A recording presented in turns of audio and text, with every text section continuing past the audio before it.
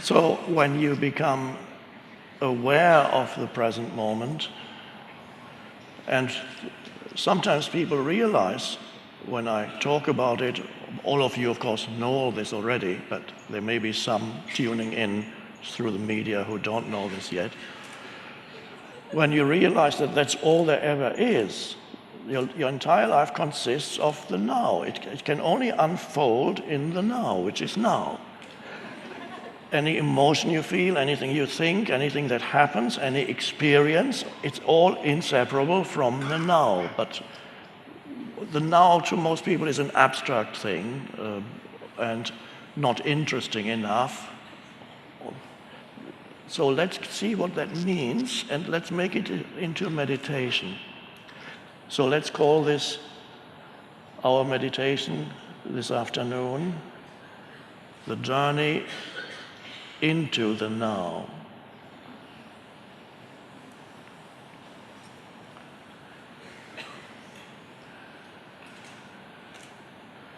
Usually when you talk about the now, then it's usually associated with, okay, the first thing that appears then in your awareness perhaps is your surroundings. And that's already a great step into the now. It's the first important step into the now, to become aware of whatever surrounds you, the space that surrounds you, wherever you may be, and whatever takes place in that space. And you may notice when you become aware of those sense perceptions, because it's through sense perceptions that you become aware of whatever happens around you, that involves visual, auditory, and to some extent the other senses too, the main ones being visual and the seeing and hearing.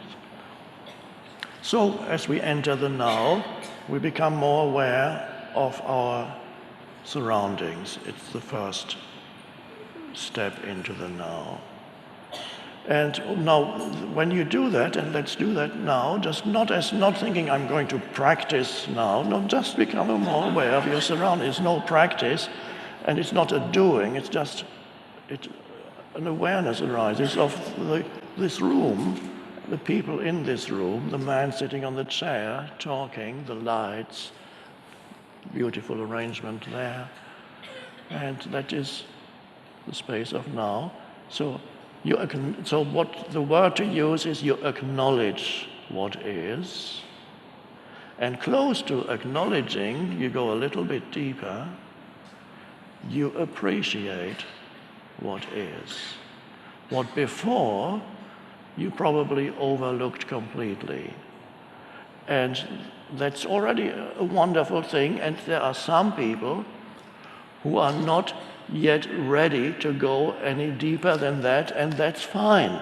It's enough to just go 2 steps into the now. Well, let's call it 3. People like the idea of steps. Let's call it step 1, you become more aware of your surroundings. Step 2, you acknowledge. And with the acknowledgement comes a sense of the goodness of the ways in which life manifests continuously around you. There is an aliveness in everything. Even in the middle of a city, you might say, oh, I prefer the forest or the beach or the mountains. But even in the middle of the city, whatever happens, all the movements in the middle of a city are manifestations of life. Life manifesting as human beings running around, as cars, as houses, buildings, and noise, and so on. And there's also something there that is fine. It's an acknowledgement of life. And then comes an appreciation. Oh, you might see something that you before had not appreciated. The sky, for example. How many times are you aware of the sky? And say, oh. And it's beautiful. And even a cloudy sky, there's always this light filtering through the clouds. Now, you might notice when you become aware of what I call the surface of now, which are the sensory perceptions that reveal the world to you, already a shift in consciousness happens, because now you're not thinking as much. You cannot be very much aware of sense perception and really be looking at the sky or at a tree or a flower or a street scene and be thinking a lot. You have to be really there as the presence. For example, now. So you simply acknowledge the totality of this room. And that's beautiful. And then you go a little deeper still. The next step takes you deeper. Then you can ask yourself, what else is there to the now apart from the things that arise in my sense perception? What else is there? Is there anything else? Is that what the now is? What appears in the now? No. It's what appears in the now, but it's not yet the now. So to become aware of the present moment, to become aware of sense perceptions is an important step, and some people are so out of touch with their surroundings, they are never where they are. They are in the stream of their thinking, with only enough attention not to bump into things. But that's all the attention they give. They can maneuver their way through the furniture or the streets, but most of their attention is on the stream of thinking. A lot of it, by the way, useless, you might have noticed, and a lot of that negative too. Critical, complaining, having an issue with this or that, thinking about an unpleasant person yesterday or 10 years ago, and thinking what might go wrong tomorrow or tonight. And all kinds of, it takes you, that consciousness is continuously being absorbed by thinking. And people are in the grip of the stream of thinking. It pulls you along, amplified these days by the digital gadgets. We might be talking about that a little later. The grip of compulsive thinking, where one thing after another arises in your mind and you identify with everything that comes into your mind. Amplified, as I said, by the digital stuff, which called, want your attention, this is important, another email coming in, a text message. It must be important. Somebody just posted something on Facebook. And you see a photo of a dinner plate, having dinner as such a...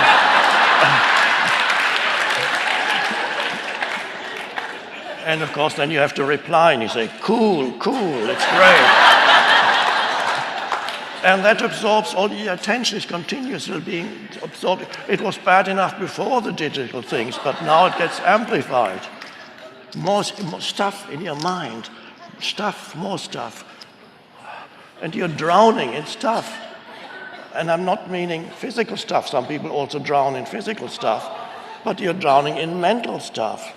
One thought after another, one text message after another, one Facebook posting after another, one unpleasant memory or anxious thought after another, one complaint after another about other people, what they did and failed to do and should have done but didn't do. But so there's no end to the stuff, and you are missing the present moment. Your attention is absorbed by useless and compulsive thinking. And imagine living like that for 10, 20, 30, 40 years. What that does to your habitual state of consciousness and you as a person. What kind of person does that state of consciousness produce? Anxious, angry, whatever their habitual state is, continuously dissatisfied, continuously needing desperately the next thing, which is never enough. So this is what we're getting out of. Just wanted to show you a little illustration of the normal state. So now we go back into the present moment. And as you become more aware of your sense perceptions, your alertness, and when I say alertness, don't let that be just a conceptual thing. Alertness needs to be something that you can only know what alert awareness is by experiencing alert awareness. You cannot understand conceptually what alert awareness is. And everybody here, I would say, knows already and can verify in their own experience the difference between being absorbed in the inner, being identified with the voice in your head, which is habitual compulsive thinking, and being in a state of alert awareness, which looks like this. You don't have to look like that, I'm acting it out. I'm just wanting to give a visual representation of it. It goes. And you may notice suddenly this is called, now, oh, by the way, there's been a lot of talk about mindfulness here. I just wanted to mention, I never use the word mindfulness, except when I explain why I don't use it. There's nothing wrong with mindfulness, it's just that my preference is to call it presence.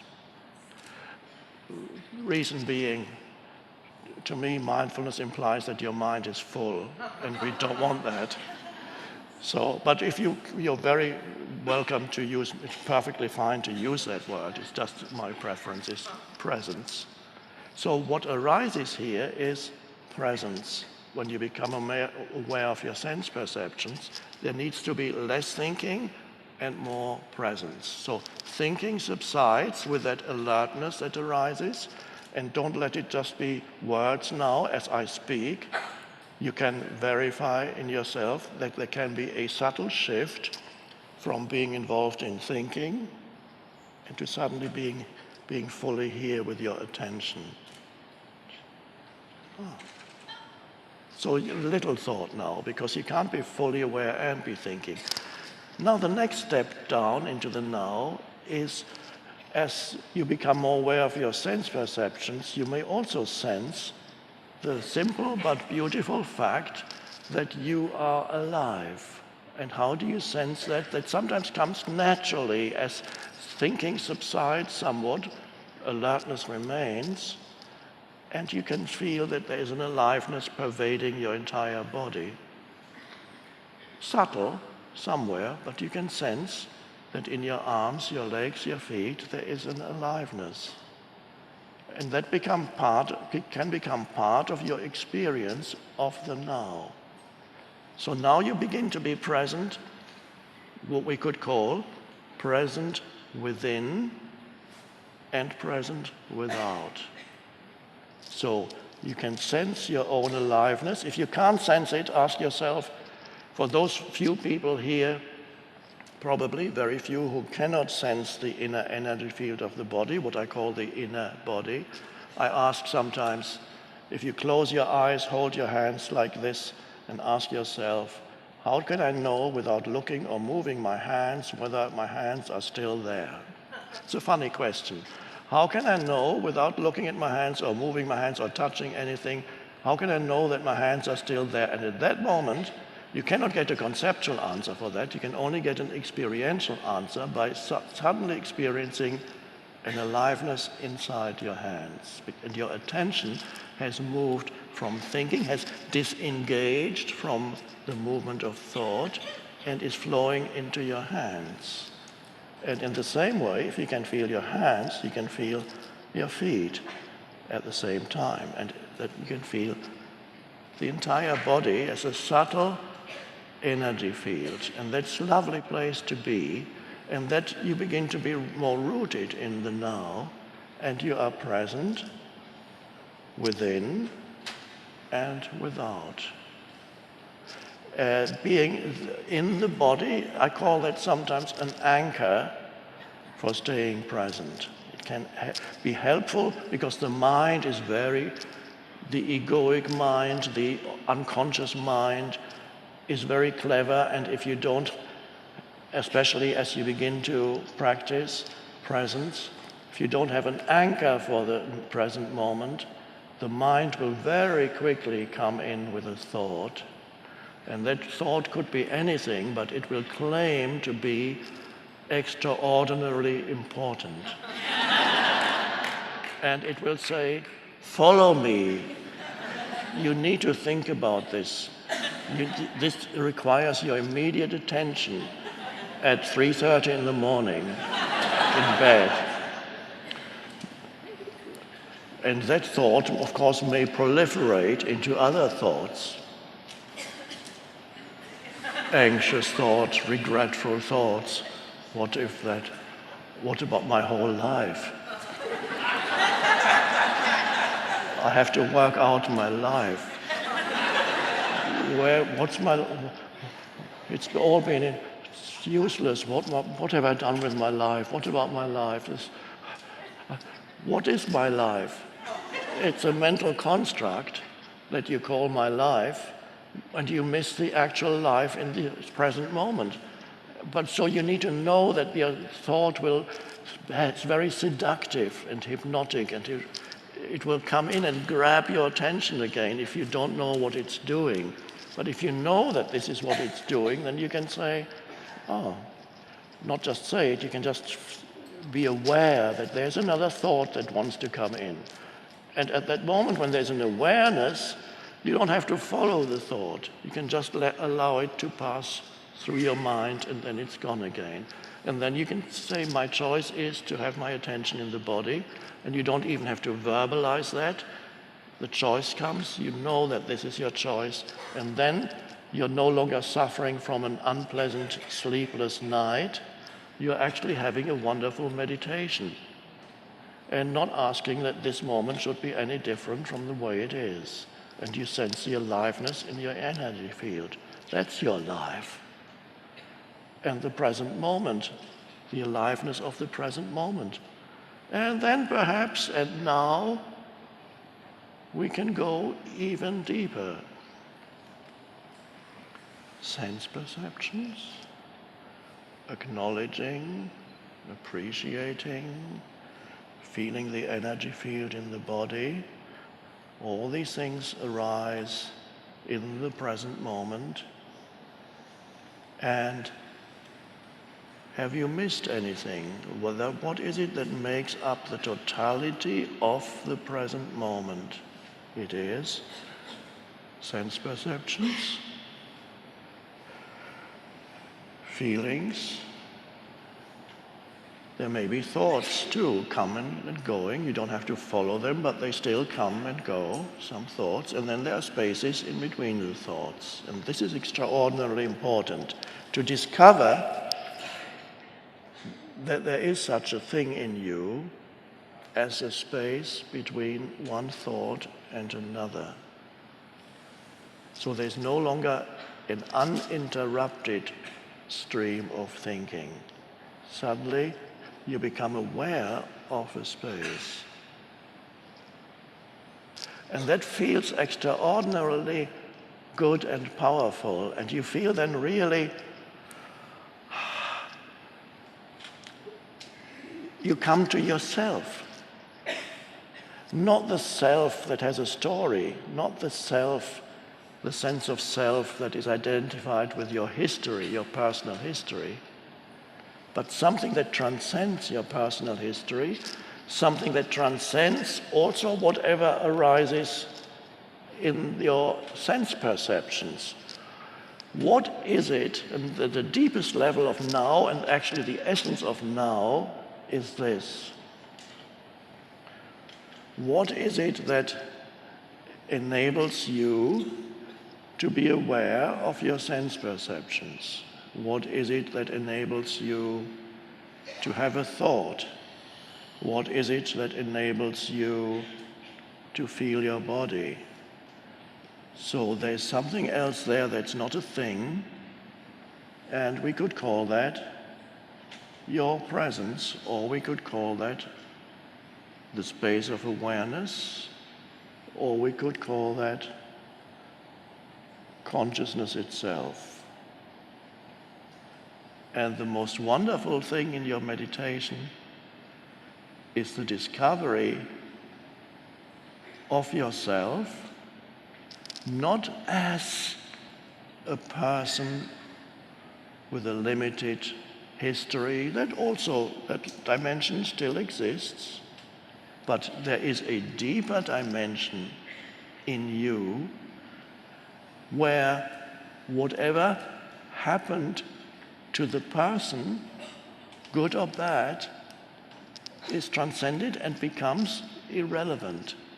A deeper sense of beingness or self, when you can realize that that which makes your sense perception possible, any thought possible, any emotion possible, is the fact that there is the light of presence in you.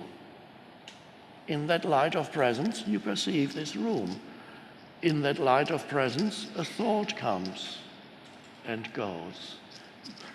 If too many thoughts come and you no longer have any gap in thoughts, the light of presence becomes obscured. It's still there, but it's like a totally cloudy day. You can't see the sun anymore. It's still filtering through, but you don't know it. All you see is the clouds. And that's normal, the destiny for millions of humans still on the planet. All they know is the stuff in their minds. The entire sense of self is derived from the stuff in their mind. Dreadful fate. But nobody tells us that it's dreadful. It's so normal. If you're born in a mental asylum, then you don't know that everybody is insane because everybody's the same. So this is what we are going beyond, is what arises, the possibility of entering a different state of consciousness, not just as an isolated experience, as a meditation practice, but to bring that, let's go back into it now, the awareness that you are aware. That sounds a little funny.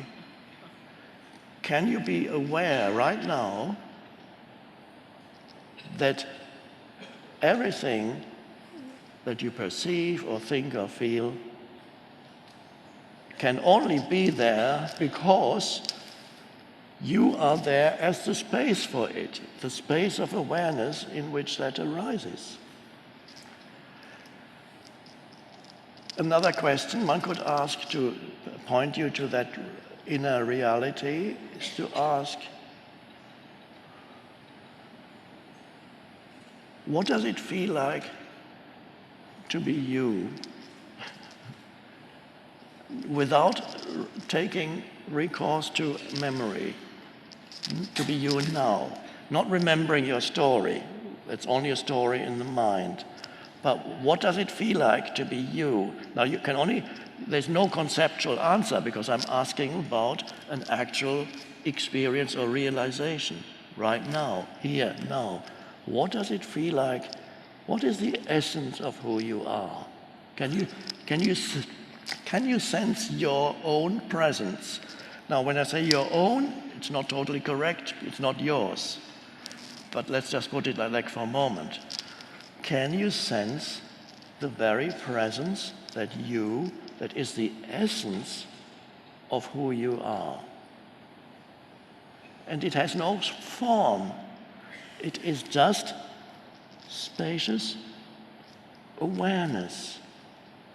And that's an amazing thing, to know yourself as spacious awareness. That frees you from believing that your personal history is who you are. Because your personal history is not that great. Mine isn't. It would be frustrating if I thought of my personal history. Who I am has come about through transcending my personal history. It's not my personal history showing this great thing. No, it's realizing the relative insignificance of my personal history. So the present, your own presence. So For some people, one pointer works better than another pointer. That's why I give you a choice of pointers, so you can ask yourself, or I can ask you, are you aware, or can you be aware right now of the fact that you are aware? Can you be conscious of the fact that you are conscious? That still sounds dualistic, because I'm using language. But it's only because I'm using language. What really happens when you are aware that you are conscious is not that here is me and here is I'm aware of my consciousness, subject and object. That's not how consciousness, you can't be aware of consciousness like that. You can only be aware of consciousness as yourself, as the eternal subject. Your consciousness can never become something that becomes an object in consciousness. That's everything else is an object in consciousness. But you cannot be aware of consciousness as an object, because consciousness is you, the essence of you. And that essence of you is the essence of the present moment. So when we go to the deepest level of the present moment, when you go to the deepest level of the present moment, what do you find and what do you discover? Yourself. The essence of you. So the essence of you, which is conscious space, is inseparable from the essence of the present moment. So when you go deep into the present moment, which is the vertical dimension, whereas most of life unfolds on the horizontal dimension, past and future, I need to do this to get there, and remember this. The vertical dimension is associated with the stuff in your mind, and that keeps you trapped. And now we're here suddenly in the now. The horizontal dimension is the stuff in your mind. The vertical is now. It takes you deeper into the now and to the point of discovery that the essence of now is ultimately who you are.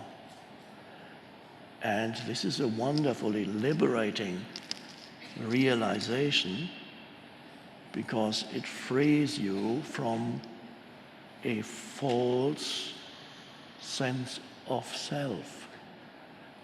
If you don't realize the essence of who you are, you spend your whole life in a false sense of self, which I call the ego. It's a false sense of self that is derived from mind activity plus emotions that accompany mind activity. And because you're so identified with the mind, an entire sense of self, which is the ego, is derived from certain habitual and repetitive thought patterns, plus emotional and reactive patterns. That bundle of repetitive, unconscious, compulsive thought patterns and reactive and emotional patterns that go with it, that bundle that people who don't know that the deeper levels of who they are, that is called the person. The bundle of habitual thoughts that tell you your story. And you tell it to others too. You want to hear my story? You have suffered? Now listen to my story. Your suffering is nothing. Or as my dad used to say, whenever somebody said, I have a pain here, I have a pain there, he would say, you have a pain? I've had a pain for years, I don't even talk about it. You can enhance your sense of self in that way. It's all a false sense of self. And you are trapped in that, what the Buddha called the delusory self, the self that has no ultimate reality. So the Buddha said there is no self, the self, anatta in the Pali language, in the old scriptures, the unreality of the self, this mind-made entity. And so the Buddha's teaching was, it pointed, one of the essences in the Buddha's teaching is emptiness. What does that remind you of? Awareness, spacious awareness, presence, emptiness, no form. Jesus had the same message. The kingdom of heaven does not come with signs to be perceived. What does that mean? It means you can never say, oh, there it is. Why can't you say, oh, there it is? Because you are it. It can never become an object in your consciousness because it is consciousness itself. And people have been repeating the words of Jesus for 2,000 years. With who has understood them? Very few, maybe one or two Buddhists.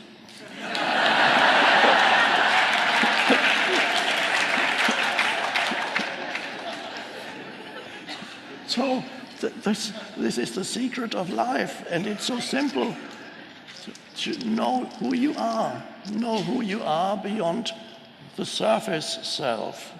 And it doesn't mean you can't remember your history anymore. Of course you can remember your personal history. That's fine. But you are no longer trapped in that exclusively personalized sense of me.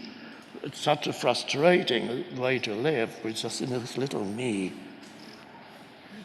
Always feels threatened by things and needs to identify with other things and never feeling complete, never feeling satisfied for very long, always a sense of not enough. Awful way to live. So we are transcending that, and that's the shift in consciousness. And then as you bring into your daily life that spacious awareness, the awareness of yourself as spacious consciousness, which you can also call stillness. There's a stillness. Even as you speak, you can still feel the underlying presence. In the foreground, you speak, you listen, you do things. In the background, a spacious awareness. In other words, you sense your own presence, which is not your own because your own presence is one with universal presence. You might have noticed I don't use the word God, because the moment you use God, it becomes another concept in your mind. So the Buddha very wisely avoided it, and when they asked the Buddha, "You never talk about God," they said to the Buddha, "Why is there a God?" And of course, and this is the end of our meditation, the Buddha's answer was, as reported in the scriptures, when he was asked, "Is there a God?" the Buddha kept noble silence. That's the answer. Thank you.